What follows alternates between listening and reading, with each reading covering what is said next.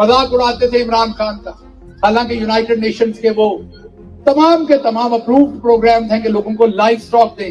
اب life stock کا نام آپ مرسیڈیز بی ایم ڈبلیو تو نہیں رکھ سکتے، کٹا اور بچہ ہی رکھیں گے. لائف سٹاکس کو یہی کہتے ہیں. وہ الگ بات ہے کہ ہماری باجی اب اسی طرح کا ایک پروگرام رن کر رہی ہے، بچوں کو دودھ پلانے جا رہی ہیں پرائمری اسکول میں. ظاہر ہے وہ انٹرنیشنل پروگرام ہے بچوں کی صحت کے لیے، اچھا پروگرام ہے اگر خالص دودھ پلائیں تو. لیکن نون لیگ والے تو نعرہ خالص نہیں مارتے، انہوں نے دودھ کہاں سے پلانا ہے. اور اوپر سے میری کیونکہ وہ باجی ہیں، بڑی بہن ہیں، مجھے اس لیے بھی پریشانی ہوتی ہے جب ان کے ساتھ زیادتی کرتے ہیں.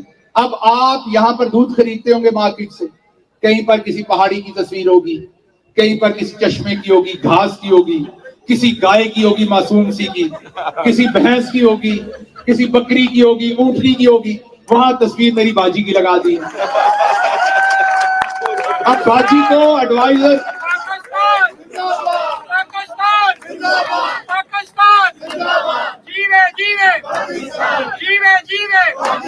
پاکستان کا مطلب کیا؟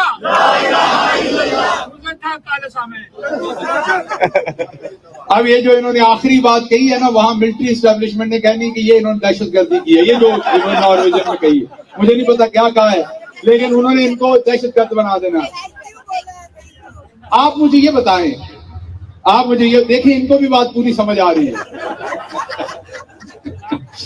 آپ مجھے ایک بات بتائیے کہ جو اوورسیز پاکستانی ہیں انہوں نے پاکستان کے لیے کیا نہیں کیا. یہ نہیں کہ آپ یہاں اوورسیز ہیں اس لیے، میں آپ کو نمبرز کے ساتھ بتاتا ہوں. پاکستان کا ٹوٹل جب ہم حکومت میں تھے تو ٹوٹل ہمارا جو امپورٹ تھا وہ 60 ارب کا تھا. باہر کی دنیا سے 60 ارب کی چیزیں ہم خریدتے تھے. ہماری ایکسپورٹ تھی تقریباً جب ہمیں ملک ملا 24 ارب. بڑھا کر محنت کر کے اس میں بھی بتا سکتا ہوں کہ کیا کیا محنت کی، اس کو ہم لے کے گئے 30 ارب تک. تو پھر بھی آدھے پیسے کم ہیں. سادہ بات ہے نا، آپ گھر چلاتے ہیں، اگر تنخواہ 60 روپے، اگر تنخواہ 30 روپے ہے اور آپ کی خرچے 60 روپے تو 30 روپے قرضہ ہوگا نا. تو پاکستان کو 30 روپے اور چاہیے تھے. وہ 30 ارب میں سے 25 ارب اوورسیز پاکستانی بھیجتے تھے جو چاہیے تھا.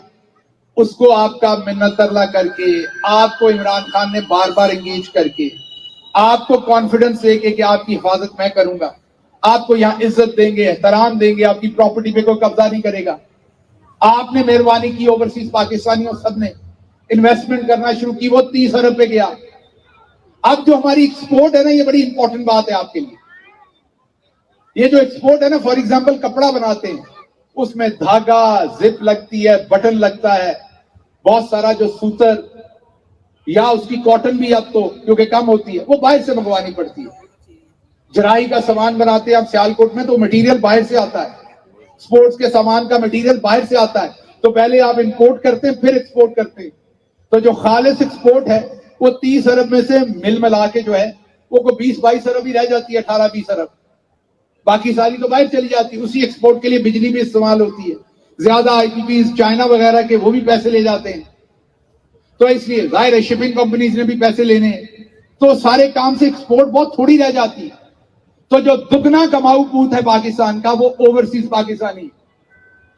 تو اوورسیز پاکستانی کے ساتھ کیا گیا، وہ جیسے چھڑے کے بدماش نہیں کہتے، تسی ایتھے آؤ پھر میں تمہیں دیکھاں گا. آپ لوگ پاکستان آئے، ہم آپ کو دیکھیں گے، آپ کے پاسپورٹ بلاک کر دیں گے. آپ کام نہیں ہے. امریکہ میں باقاعدہ لوگوں کی لسٹیں بنا کے امبیسی کے تھرو لوگوں کو دھمکایا گیا. یہاں بھی کیا گیا ہوگا، امبیسی کے تھرو لوگوں کو ڈرایا گیا. جب یہ ڈرانا شروع ہوا تو میں سین فرانسسکو میں، یہاں سجاد صاحب کھڑے ہیں، ان کے شہر میں ایک احتجاج کرنے گیا، لیڈ کرنے گیا، تو وہاں لوگوں نے اپنے چہرے ڈھکے ہوئے. تو ان سے پوچھا تو انہوں نے کہا جی وہ وہاں پر پہچان کے پھر پکڑتے ہیں ایئرپورٹ پہ. اس سے بڑی بے شرمی کی بات ہو سکتی ہے کہ آپ کے ملک کے باہر جو پردیس میں زندگی گزار رہے ہیں، جنہوں نے کسی شادی، غمی، فوتگی پہ آنا ہے، اپنے گھر آنا، بجائے ان کے لیے آپ کوئی گرین ٹرمینل بنائیں، ان کو ویلکم کریں، ان کا احترام کریں. وہ آپ کے امبیسڈر ہیں، ان کے ساتھ ان کا کوئی دوست آئے گا باہر کا، آپ نے انہیں اس مصیبت میں ڈال دیا کہ آئیں گے تو پکڑ لو گے. تو اس ملک میں یہ پہلی دفعہ نہیں ہوا. یہ جنرل ضیاء الحق نے بھی یہی کیا, جنرل یحییٰ نے بھی یہی کیا, اس سے پہلے آپ دیکھیے تو جنرل ایوب نے بھی یہی کیا, جنرل مشرف نے بھی یہی کیا, جنرل باجوہ صاحب نے ڈفرنٹ نہیں کیا. ہمیں امید تھی کہ جنرل عاصم منیر آئیں گے تو یہ سارا بوجھ نہیں اٹھائیں گے. جتنے ریٹائرڈ فوجی افسران سے میری بات چیت ہوتی تھی وہ یہ کہتے تھے کہ جنرل عاصم منیر کبھی بھی یہ بوجھ نہیں اٹھائیں گے. وہ کہتے ہیں آرمی میں یہ رواج ہی نہیں ہے کہ پچھلے کا بوجھ ہم اٹھائیں, جو غلط ہو گیا یہ فریش کاٹ لیں گے. حیرت ہے, انہوں نے بوجھ اٹھانے کی بجائے اور بوجھ لاد دیا اپنے اوپر. اب انہیں غصہ بھی آتا ہے.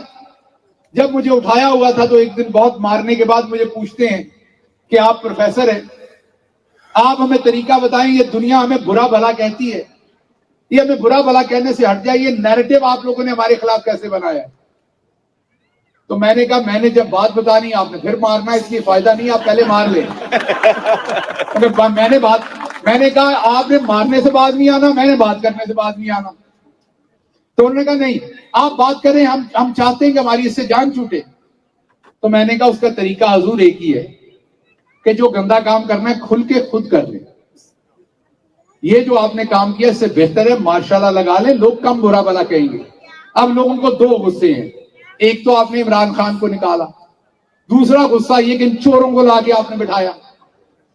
تو آپ اس سے بہتر ہے, میں ایک ڈیموکریٹ کے طور پہ تو نہیں کہہ سکتا ماشاءاللہ لگا لیں, نہ میں اس کو سپورٹ کر سکتا ہوں, لیکن اگر آپ کے پوائنٹ آف ویو سے دیکھوں تو آپ کے لیے بہتر تھا. وہ آپ کو کم لوگ برا بھلا کہتے. تو بات وہی ہے, آپ جتنی دیر مرضی اس کو پرلونگ کریں. جب ایک بدنامی کہتے ہیں نا کہ محلے کی گلی کی نکر مڑ جائے تو پھر وہ واپس نہیں آتی. آپ کے گلے میں یہ ڈھول پڑ گیا ہے, اب یہ بجتا رہنا ہے, آپ جہاں مرضی جائیں, آپ لوگوں کو ماریں, کٹیں, اٹھائیں, اغوا کریں, کچھ بھی کریں, اب یہ لوگ رکنے والے نہیں ہیں. یہ بنگلہ دیش والا حال ہونا ہے, آج ہو, کل ہو, پرسوں ہو. اور عمران خان نے اب کہہ دیا کہ 2 مہینے اور ہیں آپ کے پاس, اس کے بعد پبلک. اور وجہ آپ کو میں نے بتا دیا کہ 3 لوگ اپنی زندگی لے رہے ہیں ہر روز ایوریج. کتنی دیر لوگ اپنی زندگیاں لیں گے, کتنی دیر اپنے پیاروں کے جنازے اٹھائیں گے؟ آخر باہر نکلیں گے اور احتجاج کریں گے. اور پھر اس کو تو کسی نے ساتھ رکھ لیا تھا, ہمارے والے تو مجھے نہیں پتا کہاں اڑ کے جائیں گے, کیونکہ دبئی گئے تو وہاں پاکستانی دبئی والوں سے زیادہ ہیں. ایران بوجھ نہیں اٹھائے گا. طالبان کے ساتھ ہمارے جو ریلیشن شپ ہیں وہ آپ کو بتائی ہیں. چائنا ایسی چیزوں میں آتا نہیں ہے, تو ہیلی کاپٹر اس سے آگے تو جانا نہیں, انڈیا میں تو جائیں گے نہیں. تو مجھے نہیں پتا کہ ہیلی کاپٹر کے ایک فیول کی ٹینک میں ہم نے کہاں اترنا ہے. تو اس لیے میں یہی کہوں گا کہ یہ باجی کے چکر میں نہ لگیں. باجی کے نہیں, میری بہن ہے, آپ انہیں وچ نہ کہیں, چڑیل نہ کہیں. دیکھیں بات یہ ہے کہ جو ہماری باجی ہیں انہوں نے ماشاءاللہ جس چیز میں ہاتھ ڈالا ہے اور اس چیز کو تباہ کیا, وہ جان کے نہیں کرتی, یہ ان کی مجبوری ہے. آپ ان کی بے وقوفی سمجھیں, جو بھی سمجھیں. میڈیکل کالج گئے تو آپ دیکھیں وہاں سے نکالی گئی. FSC کے معاملات, ہمارے پاس افسر کو کمڑا ہی کر دیا بالکل.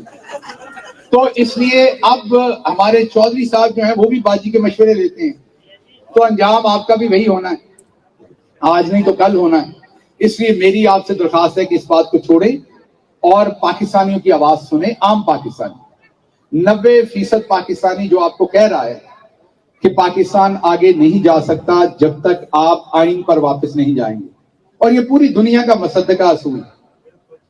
تقریر ختم کرنے سے پہلے میں ایک دفعہ پھر پاکستان کی جو خواتین ہیں یہاں کھڑی ہیں یا پاکستان میں, جو کردار انہوں نے نبھایا ہے, مائیں ہونے کا, بہنیں ہونے کا, بیٹیاں ہونے کا, جو فرض ان کا نہیں تھا انہوں نے وہ بھی نبھایا ہے. اس کے لیے پوری قوم کو اپنی عورتوں پر فخر ہے.